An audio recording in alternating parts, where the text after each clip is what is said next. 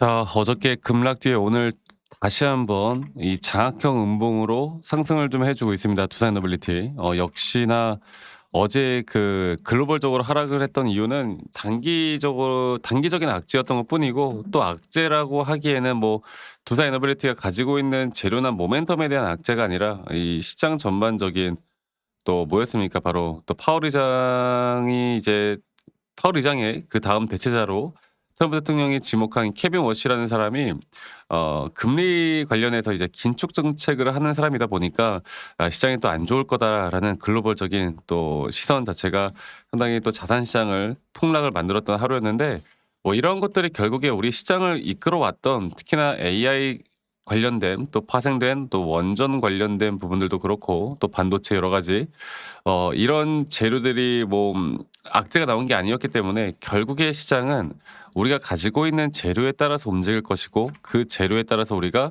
앞으로 대응을 해 나가면 된다. 그래서 어제 나왔던 이 하락은 우리에게 무조건 또 기회였던 것이고, 여기서 추가적으로 하락이 나와도 이상하지 않다. 하지만 하락이 나와도 우리가 걱정할 건 없다, 이렇게 말씀을 드렸는데요. 일단은 오늘 다시 한번 반등을 해줬고, 오늘 코스피가 다시 한번 또 5%가량 상승. 어저께 종가 마감 이후 종가 마감보다 거의 약 10% 가까운 상승이 나온 거죠, 사실. 네.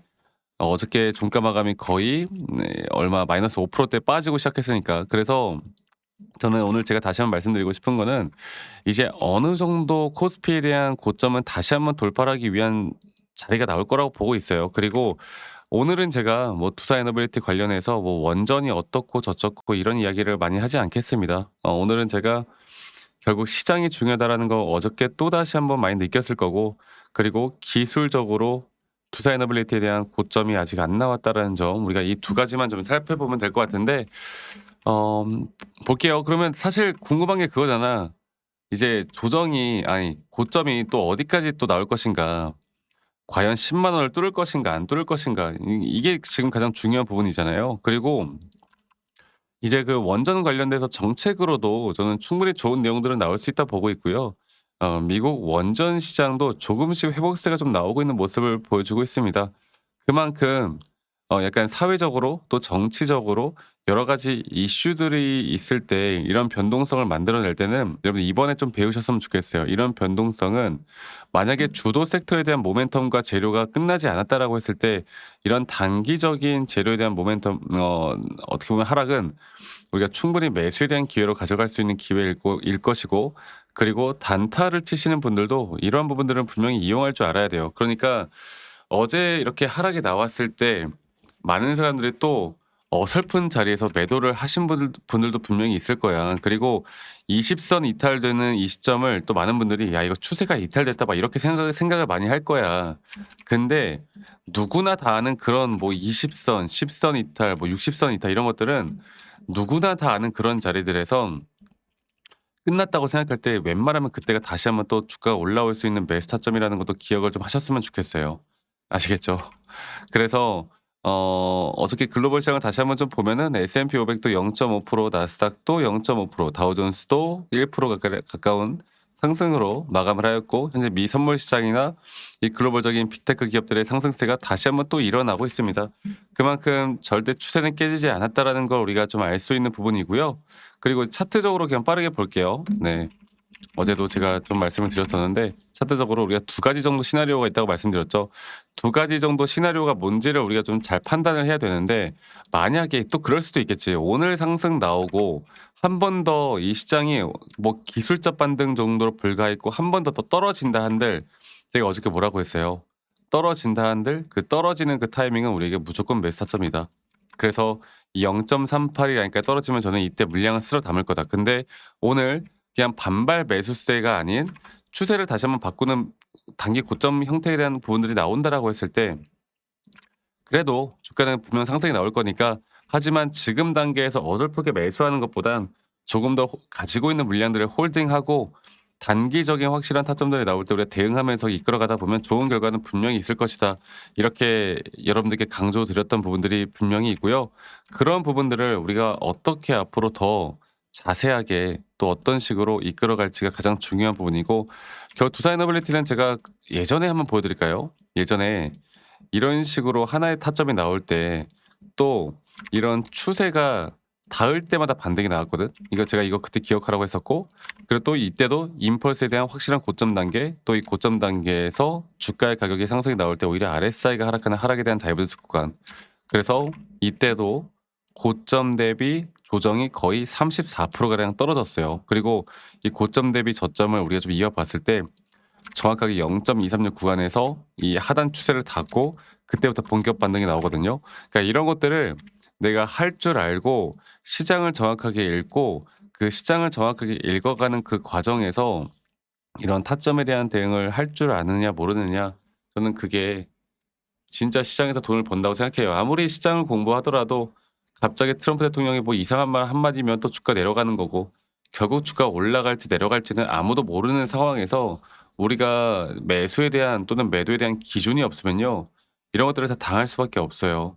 근데 그만큼 또 시장 공부도 중요한 거긴 한 거고, 시장이 결국 큰 추세를 볼 때 우상향이냐 아니냐, 이게 불장이냐 아니면 하락장이냐, 이거를 알고 가는 게 가장 중요한 거고, 상승장일 때는 어느 정도의 이런 상승과 조정들이 반복되면서 우리가 수익을 더 극대화해 나갈 수 있는 거고, 하락장일 때는 그래도 하락장에서 나오는 단기적인 반등 정도만 우리가 또 체크를 하면서 계속 끌고 가야 되는 거고, 이런 식으로 계속 대응 전략이라는 건 그 시장의 흐름에 따라서 우리가 계속 바뀌어 나가야 되는 점들이 분명히 있는 겁니다.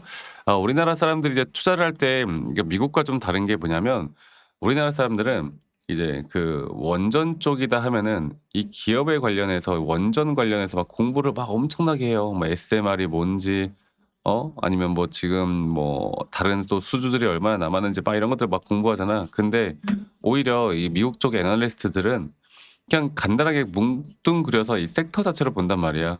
그 섹터 자체에 대한 기술적인 매수나 매도에 대한 시그널이 나오는지, 그러니까 이 차트 매매가 상당히 보편적인데 우리나라 사람들이 이제 차트 매매에 대한 보편적인 부분들을 대부분 다 신뢰를 하지 않죠.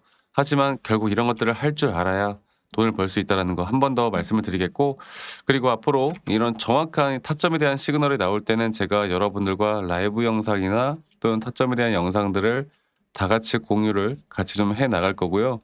그리고 이러한 부분들을 또 직장 다니시는 분들 혹은 자영업 하시는 분들이 또 매번 영상들을 보기가 쉽지가 않잖아요. 그래서 제가 여러분들께 웬만하면 다이렉트로 제가 문자로 또 안내를 해 드릴 예정이고, 앞으로 정확한 매수 혹은 매도에 대한 타점들을 여러분들과 다 같이 만들어 나갈 예정이고, 그리고 그 부분들은 이 밑에 있는 번호로 저에게 두산 에너빌리티의 두산이라고 문자만 한 통 남기시면 되겠습니다.